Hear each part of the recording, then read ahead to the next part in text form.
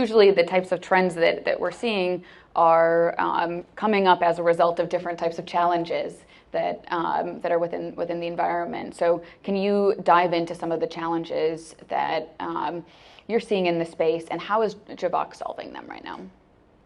Yeah, so there's a couple of things that are happening. So I know that this is a hot button topic, and people are saying that we're on the precipice of possibly a recession. But why that is great for ad tech is that more of the media budget will move from brick and mortar towards more digital channels. But with that is a careful assessment by every CMO about where their ad dollars are going towards.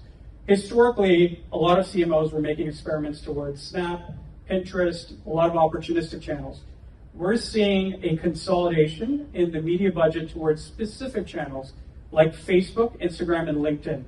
Those drive about 90% of the impression volumes. The rest are nice to have 10%. You've seen this in Snap's earnings reports too. It was a clear indicator there. So being smarter about which channels to double down on will be a big challenge. Number two is, now that we're entering this specific time frame where we're more margin conscientious and conscious, how do we preserve that? So that means more revenue and commerce ownership. That means that less dependency on third-party marketplaces like Amazon and other players, towards saying, like, maybe I can actually own the entire experience within my own domain. So maybe I'll integrate with a Shoppable and Javox. Maybe we'll integrate with a Shopify or a BigCommerce. But owning that in your domain will be vitally important for each individual sales margins. So that's number two.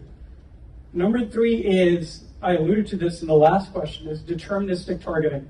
You need to know the user. You cannot approximate who the user is.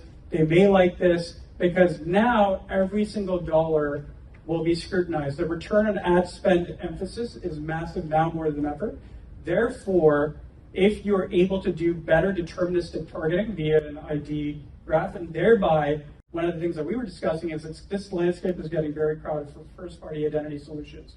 So having a carefully matrix structure of like who's doing it via deterministic IDing, no fingerprinting, who is SOC 2 Type 2 compliant, who is using best-in-class data and privacy practices, who has an open ID architecture.